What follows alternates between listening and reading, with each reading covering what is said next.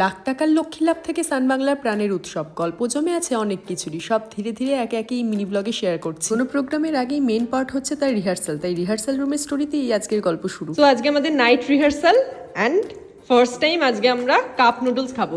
সেটা খাওয়াবে রনিত অ্যান্ড তুষার। তুষার লুকিয়ে বসে থাকিস না, এদিকে তাড়াতাড়ি আয়। এটা ভুল, এই যে আমরা খাওয়াচ্ছি কাপ নুডলস এর চক্করে এখানে রুটি এই ধারণাটাই ভুল হচ্ছে যে রুটি রুটি এবং সেই কি যেন বলে আপেলের মতন পেঁয়াজ এবং তার সাথে তড়কা, বাঁধাকপির তরকারি, অ্যালার্জি হয়ে যায় জানিস না তুই। মিহিদানা।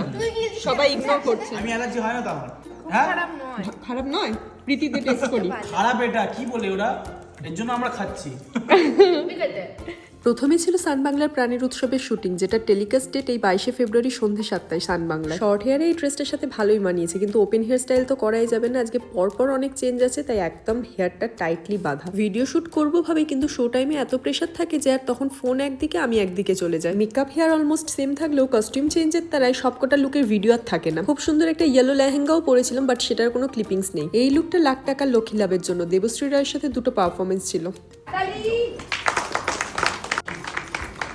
মার্চ ফিনালে যেদিন হবে সেদিন হয়তো টেলিকাস্ট হবে। এবার লাস্ট ট্রেনে বাড়ি ফিরছি, যেখানে আমি আর পুলিশ অফিসার ছাড়া আর কেউ নেই। যত রাতই হোক না কেন, সুযোগ থাকলে সবসময় চেষ্টা করি আমি বাড়ি ফেরার, তার কারণ বাড়িতে ফিরে ফ্রেশ হয়ে এই যে বাড়ির খাবার এবং বাড়ির বিছানা, সেটা যেন আমাকে ডাকে। আর ওই হেভি মেকআপের পর সবসময় মনে হয় যে কখন এটাকে রিমুভ করব। শ্যাম্পু করে রাত 1টার সময় গরম খিচুড়ি নিয়ে বসেছি, এন্ড ইট ফিলস অমৃত। শুধু আমি একা নয়, আরো একজন চলে এসেছে। চারিদিক লক, তাতে কি হয়েছে?